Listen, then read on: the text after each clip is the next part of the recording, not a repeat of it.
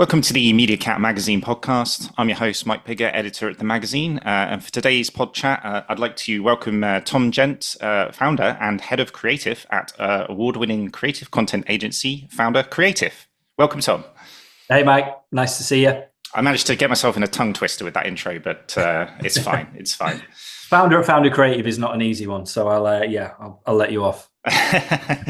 Yeah, I was going to say my part of my intro. Actually, I was going to say you've had a career spanning 2 decades in the media and entertainment industries. Worked for the BBC on a plethora of sports content. Produced Top Gear for a year. Directed a film for UEFA, and worked as a global global creative director for the video games publisher Electronic Arts, or EA. Quite a speed trip through your career there. Does it ever feel strange when someone does that? Yeah, it does a little bit. I think, been speaking to a few people more recently. It's like, wow, your career, it's great. And I don't think I don't know, never really appreciate probably fully how lucky you've been and the stuff that I've worked on. So yeah, I do feel very fortunate to have worked on things that I've enjoyed. So yeah, but no, it is. And also, I'm 42 now, which is absolutely bananas. So yeah, it's gone very quickly. So, but it's been great. So yeah, really enjoyed it up until this point for sure. Are there any sort of standout moments or highlights, would you say, career-wise? Or there's probably lots that we can get into. I just wondered if you ever do take that moment to reflect and be like, how did I get here? Or, oh my God, I did that. Yeah.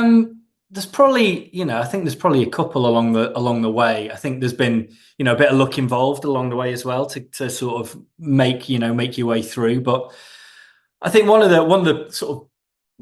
thing that was 10 years ago now was the as a sports, working in BBC Sport, which we'll talk about, but I was fortunate enough to be picked to make the closing montage for the World Cup, which in the department was quite a big, prestigious deal. And I got it for the 2014 World Cup in Brazil. And having made that with Steve Williams, the editor, who's amazing, he's gone on to make McEnroe and a load of other feature films, the Jack Charlton doc and stuff. We made that, and that subsequently sort of was a bit of a springboard, I guess, into kind of having the bravery to then leave the BBC, which, you can definitely, hold on and on and on. But that gave us it gave me the springboard to kind of make that leap. So I think looking back, that was a big moment for me, and how well that was received. Yeah, it was a football montage, but we kind of, put a bit of creative into it, and these dancers and shot around Rio and stuff. So I think that was probably, that's one of the ones that springs to mind for sure. Yeah, I was going to say, I suppose reflecting, it's been about 5 years since you launched your agency. Did you left EA in Vancouver to do that, right? Was that the stage of your life stage to do that? That's point? Right. Yeah. Been over in Vancouver for coming up to 3 years at that point, I think it was. And yeah, it just felt like we'd had a baby. My wife had, my girlfriend at the time, then my wife, we'd moved out to Canada, and, few life things had changed, and my wife wanted to move back because she's in the TV industry and various things like that we just felt that was the right time. And within EA, it was kind of, it was either stay, get a bigger place, look at potential promotion if that was the case, or make the move back. And we decided at that point to make the move back, which was then the catalyst for going, right, well, if you're going to do it, now is the time to do it. You're kind of fresh back in the country. You'd have to reignite all of your contacts again, or, start sort of fishing around for a new role. So yeah, that was definitely the determining factor in it all. I mean, I was kind of looking at your some of the clients that you worked for, and maybe it wasn't, for a lot of people, maybe launching their own agency is a big risk, but was it a big risk? Because you work with EA, McLaren, Mercedes, Supercell. I just wondered, like, when you got going, did it feel like actually this is a natural evolution of what you're doing? And I suppose reflecting, how much has your agency changed in these first 5 years?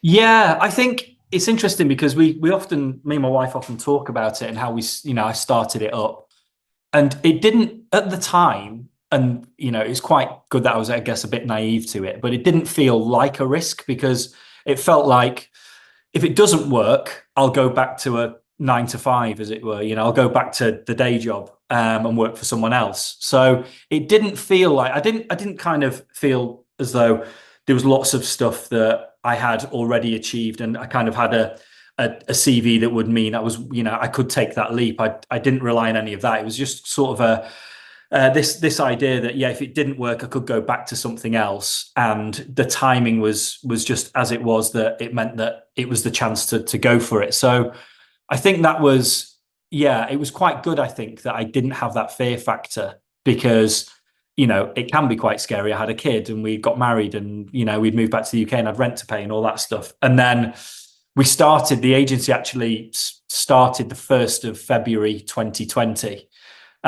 So 6 weeks before the whole world ended. So so that was that. We managed to obviously stay afloat, which was great. But I think in terms of learnings and things like that over the last 5 years, I think one of the main things has been to know your value and also value your time. I think that certainly in the early days, I'd say yes to lots and lots of things. And, you might say yes to things that might not in the long run be a great idea, but you feel like you can't say no. And it's been nice, obviously, over time now to grow in confidence and grow in sort of stature, as we're still obviously a small fish in the big pond sort of thing, but we can now have the confidence to go, like, that's probably not for us. And I think that's been a big learning so far, that I didn't have that confidence initially to say no, and over time valuing my own time, bringing in people to help, and also knowing what you want to work on, what you don't want to work on, because the whole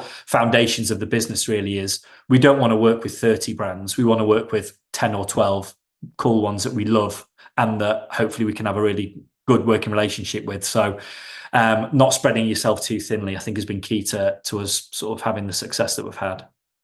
Is there any sort of, when you're doing these types of business decisions or life decisions in your career, what would be the difference between, I don't know, just freelancing, for example, versus the need to, say, start an agency? Or is it just, I mean, I suppose one's a lot more of a robust offering, right? If you're talking to brands, etc., versus you freelancing. I don't know if that's possible given the type of work you do.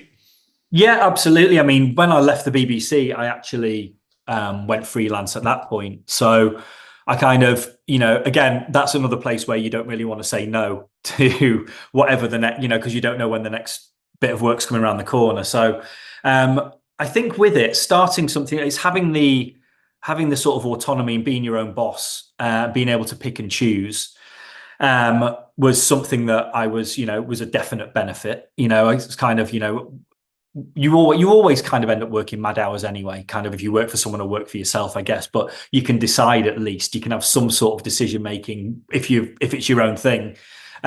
So I think there was that, and there was also, one of the main reasons why Founders started up was being sat on the other side of the fence and having major agencies pitch and hearing ideas and thinking, well, I've got 2 or 3 ideas as well, and thinking like that and wanting to back myself and going like, well, what's the worst that can happen? And also, I think I've probably got something to offer here. So, I think in terms of getting in front of the right people, starting your own agency was the way to go, and being sort of in the driving seat rather than doing it for someone else. And also giving myself, selfishly, the lifestyle where I can take my kids to school and I can pick them up and I can do those kinds of things to a certain degree. So they were the benefits, I think. And if you get it right, you can, and it's successful, it can really it can be really incredibly rewarding. So that's been another thing that I've found over the last few years. Yeah, and that makes sense. You guys were recognized as an independent agency to watch this year. How was that? Did that just come out of the blue? Has it impacted the business in any way, or was it just a sort of a nice thing? Yeah, that was lovely. That was fantastic to be recognised. And I think we've not really shouted about ourselves too much. So it's nice to get that recognition and have people get in touch through LinkedIn and drop us an email and things like that. So it has been really, really great. And, there's hopefully other moments where we'll sort of be recognised in the future with awards and things like that, because something, again, that I've learned was, I've always let other people judge whether my or our work is good, rather than shouting from the rooftops about it or saying, this is great, you need to see this. And I think that actually is something quite important. And it's not, winning an award isn't just a vanity thing, which I kind of at one point may have thought that. It's really important to moving your business forward and having that recognition and having that visibility. So to be recognized as an agency to watch is fantastic. And yeah, when we were there at the sort of reveal announce ceremony, if you will, there was a few people that spoke there as well. There was a guy called, I think this is right, Michael Heaven, who was Social Chain, worked with Michael Bartlett, went off, started his own thing. And he is effectively using the business model that we have. And to hear that was again really encouraging, because you can live in your own world, really, in your own agency, and to go and meet other people and speak to them and hear how they're doing it, even though some of them might almost be rivals in some way, but hearing how they've done it and thinking, wow, he's been really successful, or she's been really successful, and they've got a similar model to us, and those kinds of things. So that's also been, that was great. So as an event itself, it was really, really good. And yeah, as I say, it's been a good few months for us since that got announced and people getting in touch. So long may that continue. Good stuff. Good stuff. I guess I keep going into sort of reflective mode on your career, but I guess jumping back a little bit, 20 years ago, I was looking that you were earlier in your career, you're a researcher at MTV, as far as I understand it, researching Pimp My Ride UK. How was that? What did that entail? And did you learn anything in that role that you've sort of carried on throughout your career, or was it just an interesting moment?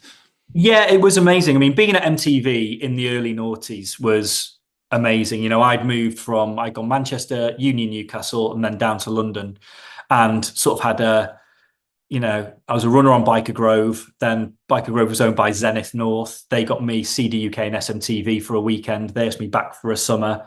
I met someone at a barbecue, Dan Baldwin, who was an exec at MTV. He got me an interview at MTV, and it all started from there. So a few fortuitous sort of moments in life there where I ended up moving down to London and taking what was initially an internship on MTV News, with Tim Cash presenting, and Ollie Wiggins was in charge with a guy called Alex Bastin. So I've got to learn from some incredible people. I was fresh out of uni, and having that news internship, I think I was earning $9,000 a year, but it was the best. You're just plunged into, it's like, here's a microphone, go and interview Tom Cruise on the red carpet at the Last Samurai premiere, sort of stuff. So you got totally thrown into it. And that time in Camden at MTV, it was the Amy Winehouse years, Razorlight, The Strokes, all that kind of explosion of that kind of music at that time was incredible. So being there was brilliant. Some amazing people who've gone on to do brilliant things.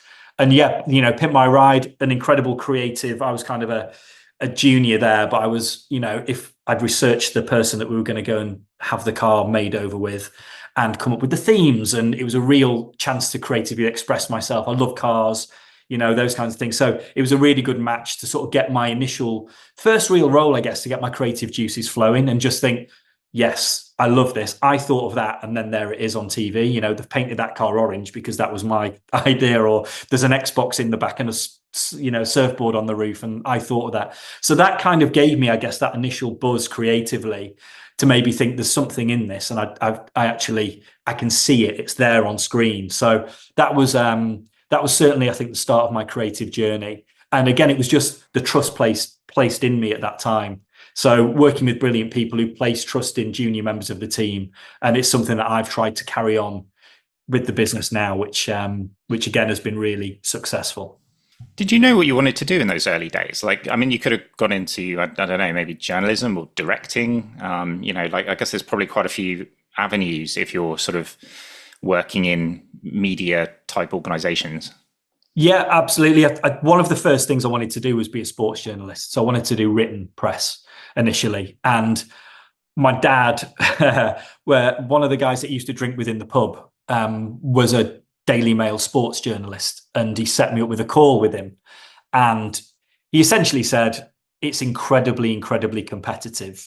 Almost don't bother, in a way. So he was very encouraging and a really nice guy. But I got the impression that might be an incredibly tough gig.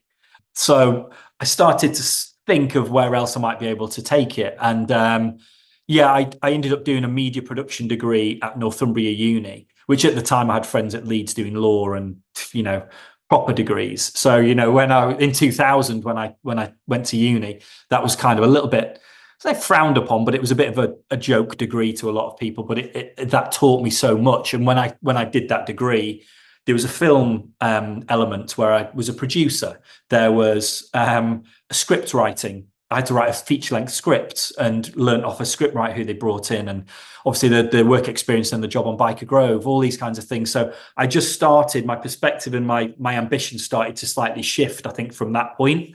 So from uni onwards, I started to think, maybe sort of TV and video was where I wanted to head rather than the written side of things. So that was definitely a turning point.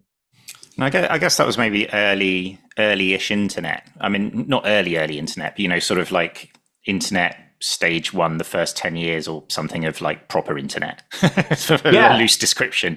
Yeah, it was. Because, I mean, calling producer can mean a million different things, right? Like a producer could just be a name slapped onto a thing they've hardly done anything, versus somebody that was intimately involved in every single part of creating whatever that piece of media is. So, I mean, how would you define a creative producer? Or is it, again, do they have a million definitions? Yeah, I think, in my role there, in my role that was at the BBC, for example, in my role at the BBC, we were given a producer title, but, you mentioned there about, in terms of directing, was that something that I wanted to do?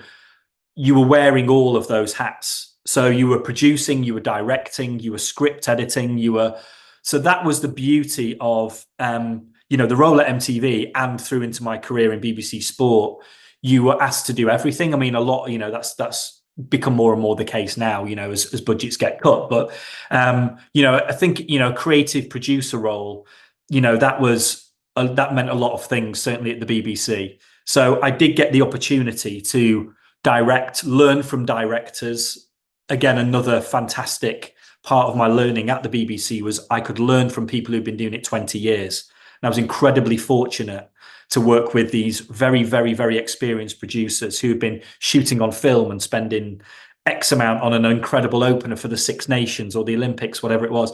And I could learn how to direct, how to produce, how to write a script from uni and sort of build on that. So in that sort of being called a creative producer was, you weren't perhaps just doing the match of the day match edits. If you take the BBC Sport example, there were people who were brilliant at that editorially, but I found myself more of the creative, coming up with an idea. And, you're often having to do it week on week on week. For example, Football Focus, when I worked on that, it's a sit down, you're interviewing a manager or you're interviewing a footballer. How can you continue to try and do it differently every single week? So you've got to skin a cat in a million different ways. So that was something that was a brilliant challenge, and again just made you constantly think differently. Again, it was a really good challenge, and you're given the reins to do kind of what you want. It's so quick turnaround, there's kind of no one watching, and then you get to the point where people then trust you and they know they don't need to watch you so closely. So it's been brilliant throughout my career that early doors I was just chucked in, but I had great people to sort of just watch how they were doing it and put my own spin on it, really. It sounds a little bit like sort of being a TV showrunner, for a TV show, where they'll often, they'll have directors per episode, etc. But, they'll be kind of overseeing the script and the general shape and feel and look and feel of whatever the thing is and which direction it's going in, so it's kind of like you're overseeing sort of all of it, really, essentially. Yeah, I think when I was sort of in the MTV and BBC Sport days, because you were pretty much a one-man band in those days. But by the time I've now got through to the position I'm in now, kind of in that showrunner role, I'm able to have an understanding of how a budget runs, how a schedule will need to run on a shoot, what the director's treatment will need to look like, all of those elements. I'm not like an absolute, I don't want to say jack of all trades, master of none, but I've got an understanding of all of them, which gives me firstly, an appreciation of the amount of work they're doing and what they need to do to make the shoot a success. But it's also just having that full understanding of, as a team, bringing everyone together and what they need to hear to make it a success, and try and go, have we thought about this or we thought about that, and just try and not be too imposing, but just try and offer enough if needed. to kind of elevate everything and bring everything together and just oversee everything. So yeah, that's, as I sat here now, I feel like I've got this sort of like armory of skills, an armory of incredible contacts, that's able to make the business a success as it is in its own way. So when you're doing your work now for clients, is it largely visual mediums that you're creating, etc.? So sort of video content in a fashion. I mean, I guess over the last 20 years, obviously media has changed massively. So what might have just been video now is, I guess, sliced and diced across social in all sorts of ways.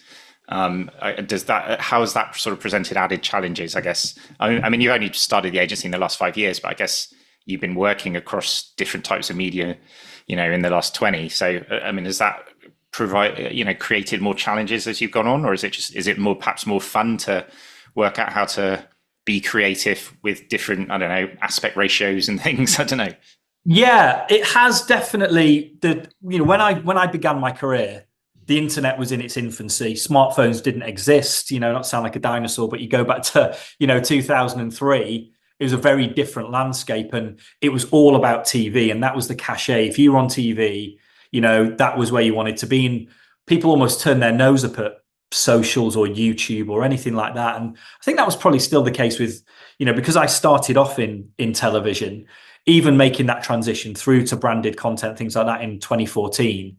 There's still a little bit of a stigma attached to it, it felt like, certainly from my peers at the time. But what it has given is a huge amount of other opportunity to create this other kind of content that is fast. It's like how I feel like I thrive is more in the sort of commercial world. I have, produced and directed documentaries, and I do love a long form editorial story as long as I'm passionate about it. I struggle if I'm given a subject I'm not really that interested in, and I have to make 60 or 90 minutes, for example. Whereas, making a 30-second or a 60-second really exciting creative promo or commercial gets me going. So the social media world and creating that content is almost, tailor-made for me in that respect. So that was quite an exciting opportunity. Obviously, things are moving so quickly, and things are changing, trends, the way people are consuming, the amount of meetings that I've been in, even, in certain companies where, 1 year everyone wants 30-second content. The next year they want 4 minutes. The next year they want it's constantly kind of jumping around. But, it's certainly been a challenge that I've relished. And what I've also looked to do is, brought in people who live and breathe that culture and live and breathe that content, content that is aimed for a 22-year-old male or female. As a 42-year-old man, perhaps I can't speak to that directly, and with some help from other people and bringing in people for the team, we can get to a really good place, and I can, oversee the general direction of it. But I think being aware enough to bring in other people, and your opinion isn't always right, and having an open forum has just brought us the best results. Speaking to clients about ideas as well, we'd rarely go into a meeting and go, there's your one idea, there you go, it's brilliant. We always try and go in with 3, maybe 4 ideas, and we can bounce around and start conversation off and have a conversation about getting to the best place. So there's lots and lots of opportunity with social media. A kind of a negative in some ways, I guess, is everyone now is a video content creator. So there's so much video content out there. You've really got to find something to stand out. The way we feel like we've done that is we have kept the business deliberately nimble and deliberately boutique to put more dollars on screen. That's how we've always worked it. Because there's so much content out there, ours has to look a cut above. So we aren't an agency that has lots of cameras in a cupboard and we just kind of blow a whistle and everyone stands up and grabs a camera and we just run, we get commercial DOPs in, directors, a proper team. When you go on a set with us, if it's the founder side of the business, because we've split it, which I'll explain in a moment, but that has to feel and look high end because that work needs to stand out. We've then got our social side of the company, which is we've called Founder X, which is for that more nimble, quicker turnaround, smaller budget type stuff. So we've got those differences in the business. However, we still want to hit premium. So that's why we don't take on too many clients as well, because I still want to remain across all of the projects. So that is a key thing to our success, putting more dollars on screen, excuse me, putting more dollars on screen, not having huge overheads at the back. We haven't got 50 people in a big swanky loft office. We deliberately keep it nimble, and we can then make sure what we're putting out looks better, or we feel looks good, and we want to put our name to it, because that's the most important thing. And that is what we hope will make us stand out from the crowd and keep people coming back.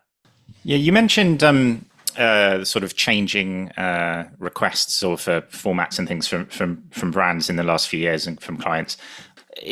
Are there any sort of typical ways that you sort of measure success with these brands in terms of delivering on the brief, etc.? Has that changed? Has that become more sort of opaque and harder to measure, or given the rise of digital and all these different platforms? Yeah, I think that there's always so many sort of data and insights and data points for everything that we kind of everything that we create, that there's certainly very clear metrics that you can measure the success of a piece of content with. So we're always beholden to that. I think that if there's something that is shared and widely spoken about, for example, we did an Erling Haaland commercial when he was dropped into Clash of Clans. That was the work for Supercell with Axis Studios and the David Agency in New York, and that did incredibly well. The BBC picked it up, lots of sort of national news agencies picked it up. It really blew up on YouTube, like 60 million views, I think, and 150 million overall. So there was lots and lots of data points there where you can go, that was a big success. So I think in terms of being able to cut through and achieve that success isn't easy.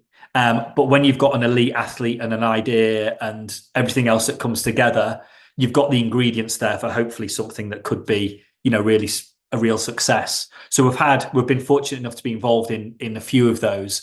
The McLaren Formula One project, where they gave an artist the car to design in Japan this year. We've done that a couple of times with Views for their Driven by Change campaign. And again, the measure there, that had been, again, a huge success for them. So there's all of that kind of measurements. I think there's also a time where we make a brilliant piece of work, or we deem it to be fantastic, and it might not have that level of performance for one reason or another. It might not have had paid media behind it, or it might have been pushed in the schedule and got drowned out by something else. So you can still make great work and it be a success for a brand, I think, even if it doesn't hit wild numbers.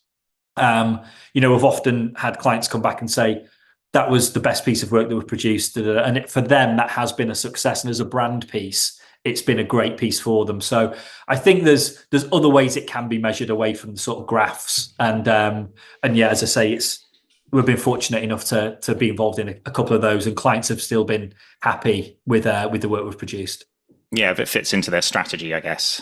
So yeah, exactly. It's like kind of complements whatever they're doing, etc. Yeah, I was going to ask about your role at EA, Electronic Arts. I assume has that sort of then transferred into what you're doing now in terms of, I don't know, more gaming? Are you finding generally you're speaking to more gaming clients and producing more stuff in sort of not necessarily the metaverse, but gaming worlds and platforms?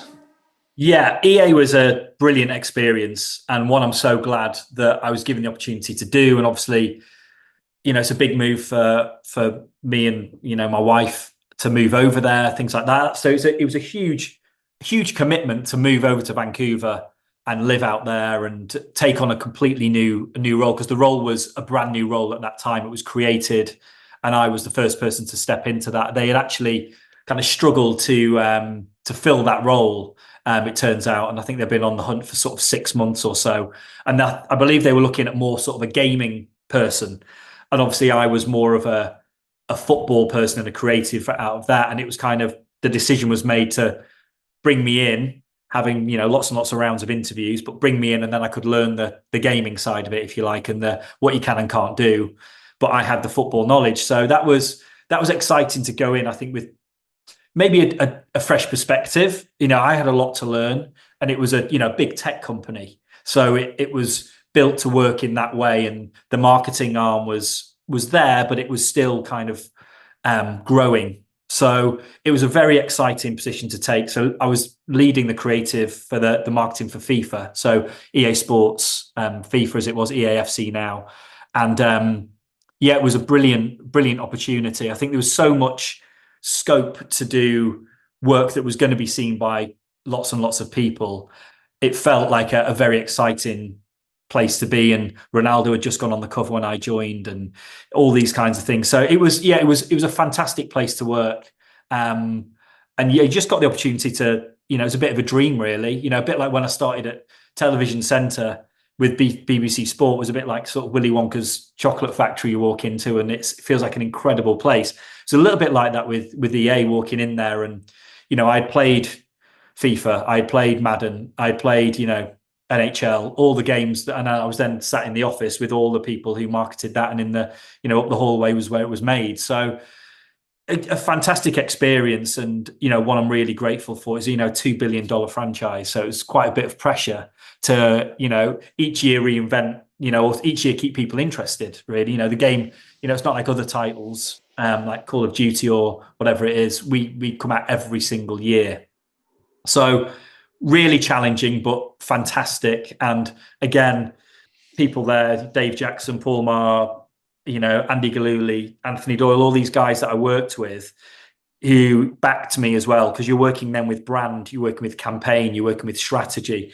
Rather than, the BBC days, for example, I then had a lot of stakeholders, and it all had to be absolutely aligned to one key vision, and it had to do all these other jobs. So a real learning experience, I think, in terms of being part of that tech company and how that worked. But I came out of it a much better operator, I'd say. And then in terms of how Founder developed from that, having that experience from gaming and what can be done and can't be done, I think has definitely stood us in great stead, understanding, what, other gaming companies coming to us and working with those. So that's been a fantastic sort of thing that we've been able to bring to the business as well. And I suppose before that, you were, I guess, largely creating sort of live action with people, etc. For EA, was it a lot more sort of essentially computer generated based on characters from games, etc. that you're then creating in a sort of cutscenes and things like that? Yeah, there was a bit of a mix actually. When I first arrived, my boss at the time, there was lots and lots of, other than the TV commercial, everything else. There was a lot of gameplay promos. So it was a lot of in-game capture. And I was really keen to try and bring in more live action and, go out and do a lot more shoots. And there was a few other people within the business who felt the same. And, we could get out and actually it was immersing ourselves in football culture. We were kind of making the argument that everyone knows what the game looks like. It doesn't move on that much each year, but what we can do is really lean into football culture and go and shoot with your Ronaldos and whoever it might be, and get those big people, those incredible athletes involved directly in the video content. So that was a great opportunity. So I felt like perhaps I could bring a little bit of that to the party, and people got behind that, which was great. What was really interesting was obviously then when you did need to incorporate the gameplay, working with the sort of Frostbite team and people like that. And you'd be working, I think one of the greatest moments of my career was we came up with why don't we get Hans Zimmer and we'll remix the Champions League theme?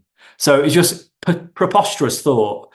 However, EA had the resources to do it, so I remember being at Air Studios in Hampstead with Hans Zimmer, with gameplay up on the screen and the horn section from The Dark Knight playing to this game, this action on the screen that I'd been part of coordinating.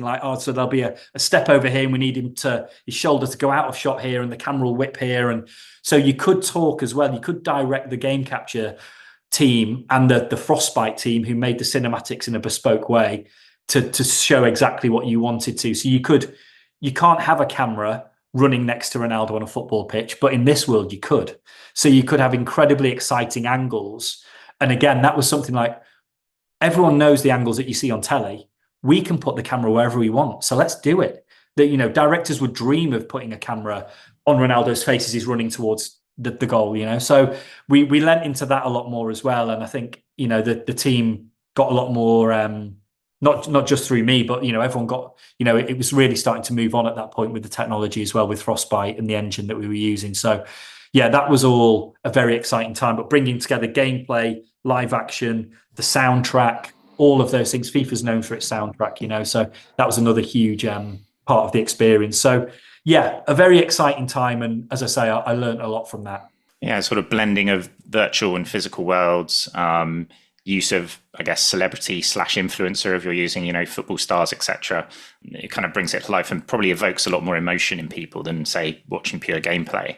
Exactly. I think that was exactly it. You've hit the nail on the head there, and that was one of the reasons why we wanted to kind of do that. You know, if this is going on Ronaldo's channel, we'd love to try and, you know, feature him in it, you know, if we can, or, you know, if it is going to be gameplay, let's try and make it with the cinematic team, so it's like it looks, you know, absolutely fantastic. And, you know, so mixing those two worlds, which was again something we did with Haaland in the Clash of Clans Supercell spot just earlier this year, mixing real world and gameplay has proven to be really successful. And yeah, that was a really exciting time, and being able to put your director hat on and be able to put the camera where you wanted on a pitch, and, you know, these dream angles was again a brilliant experience. We've got to wrap up in like 5 minutes or so, so I'll just I'll try and rattle through a few questions. But a couple of things I wanted to touch on. One thing, obviously, you mentioned Hans Zimmer. The theme at the magazine for December is around sort of sound and music and the kind of use of that in a sort of creative commercial sense.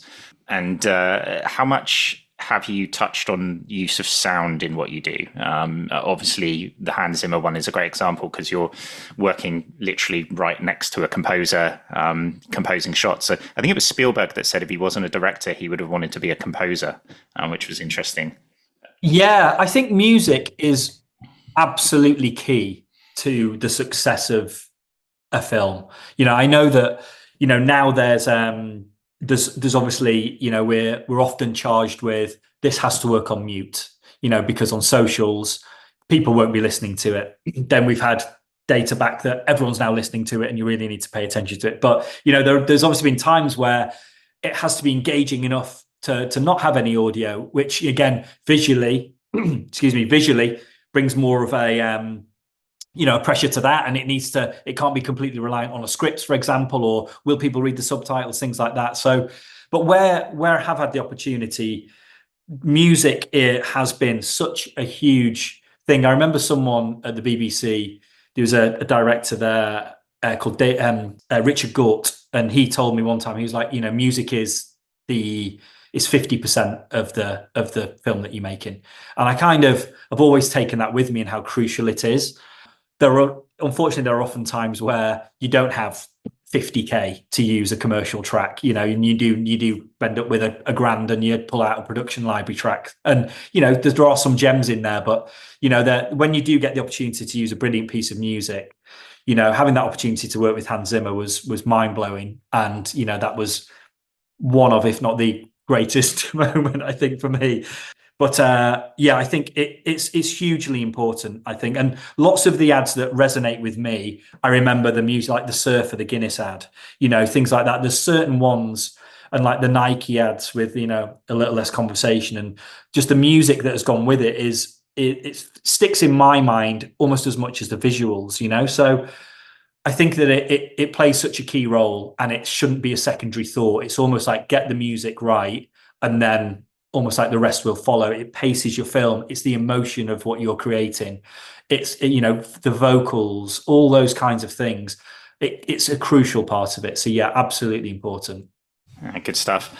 Yeah, like I said, we've got to wrap up soon, so I'll just I don't know if this counts as quick fire exactly, but I'll try and be quick. Well, I'll go with sort of one last normal question, then we'll do a tiny quick fire. Okay. So you mentioned sort of luxury at one point. I don't know, some of obviously the clients you're working with definitely count in the luxury category. Do you, as well as the sort of pushing into gaming, are you sort of moving more towards luxury clients in terms of the content you produce, or is that just a sort of a natural evolution of where the business is, or? Yeah, I think that, we love motorsport here. Motorsport, Formula One, and there's often luxury brands associated with certain sports. You're seeing more and more brands now seeing the value in sports and sporting events.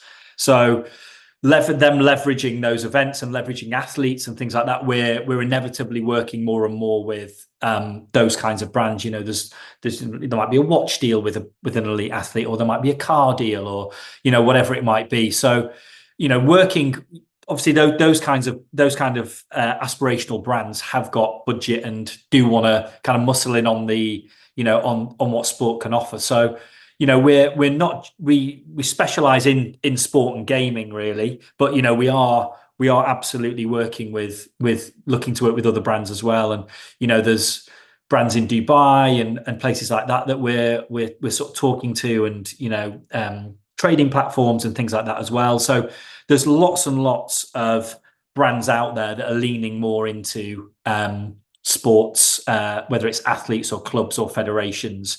So it's inevitably the way that I think things are going to go.